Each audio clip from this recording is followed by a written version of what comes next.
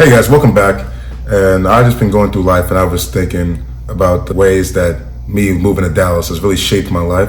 And it kind of got me thinking about every single thing that I do has made its way into three different rules that I follow. So I thought I could share it with y'all.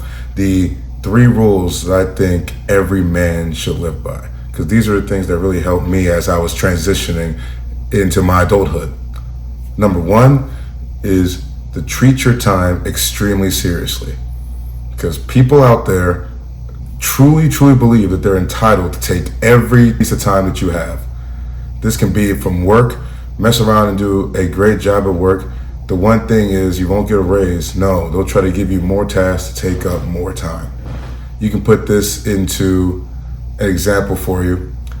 When you start working for security, for instance, they mess around and say that you can be working more hours. They probably will put you at close so that because no one wants to do close, and that talks on there 2 or 3. It's 3 a.m. and you haven't made it back home yet. Another thing you can take this is to women, like when you take girls on dates, when you take girls out to the club. These girls really think that they're entitled to all of your time and energy to them just because they exist. I don't really think it was that big of a deal, but once you go through life, you really start to believe that way. So it's extremely important that you analyze every single thing that you do and every single activity you do and says, how does it, in a selfish kind of way, how does it benefit you in the long run? Are these people providing something of value to you? Even if it's a friendship, or are they tearing you down all the time? Because you shouldn't be spending your time with those people. Now, the second thing that I learned is that, which kind of piggybacks off of the first one, is that you never ever really listen to a person's words, especially if you have seen their actions. This goes to a nice exchange of value when it comes to interacting with people. Every single time you interact with someone, you're exchanging value to each other. At the most innocent level, it can be a friend in which you exchange good times. And this can build into business when you're exchanging value, when you're giving someone a service for money. You can go into relationships when, to be honest, you're giving up your time because you're trying to get sex. So it's just a little small rule that you think is that whenever you hear a person's words, never really believe it. Because if their actions don't follow it, their actions are what their true intentions are. They can say all they want, they're gonna pay you back. If they haven't paid you back the money, then they're just the type of person who doesn't pay back money. If they're the type of guy who says they can get things done, and they haven't taken the time to get things done in the past, then you shouldn't believe them.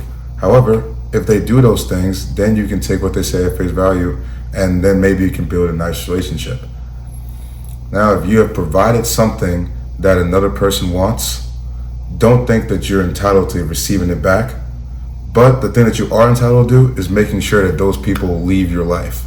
If you make it extremely clear that they need to do something in exchange for your time, and they say that they're willing to do it and they don't do it, that means they simply don't value your time and don't value what you put in. And that gives you the excellent opportunity to get them out of your life before it becomes a problem. Number 3 is a weird one that I've been struggling with, especially with the job that I have now. That's actually been one of my call outs when I have my performance review.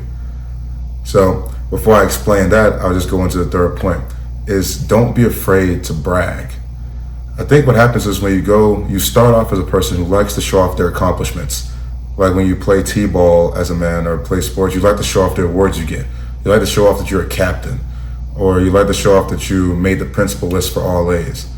But then over time, he's like, don't brag, don't gloat. So then you start to gain a sense of humbleness and turn into something that you should expect. You should still be proud of your accomplishments as well. And in some way, you should still let people know. Because I'll give you an example from my job now. Right now I sell alcohol, I sell wine. And when I sell wine, there is obviously the people above me that knows what I'm doing. But at the super top level, you have the CEO, you have the VP of sales. They're looking over all of America. There's no possible way they can look over all of America and only look into downtown Dallas to find out what I'm doing. So how would they know what I'm doing if I don't ever tell them, if I don't ever shout myself out? So one of the biggest call outs that my managers gave me was that, hey, when you get a win, make sure people know about it. And it wasn't for me to really sink this in until I had a meeting with our VPs and with our president, and I showed them what I did. They really didn't know what I was doing. Like, how'd you get wine in a Tom Thumb end cap that wasn't planner? Or how'd you get a display in their self-checkout? Things that I look at as just something that you're supposed to do because it's a part of the job, they'd look at it as a big win because, once again, all you're doing is looking at your small circle and what you can accomplish, but look at the bigger picture. This can expand outside of work too, into branding and everything. How are people online are going to know you exist if you never post? That's actually something I'm trying to do, is just post a little bit more so people know about my life. Then you can build status, and hopefully this becomes a thing in the future. This can go into computer programming because my dad computer programs. In order for him to get promotions, he has to show he's knowledgeable. If you don't ever tell people that you're knowledgeable, then they'll how will they know to promote you? Last but not least, it can also go into sports as well. You can have highlights and you can show that you brag, but in the recruiting process, the only real way for people to know who you are, you got to put yourself out there and let people know your accomplishments and what you do. Because not a lot of guys are going to be able to go to camps or go to rivals to run their 40. You just got to let your tape speak for itself, and you got to send your tape out there. So don't be afraid to let people know how special you are.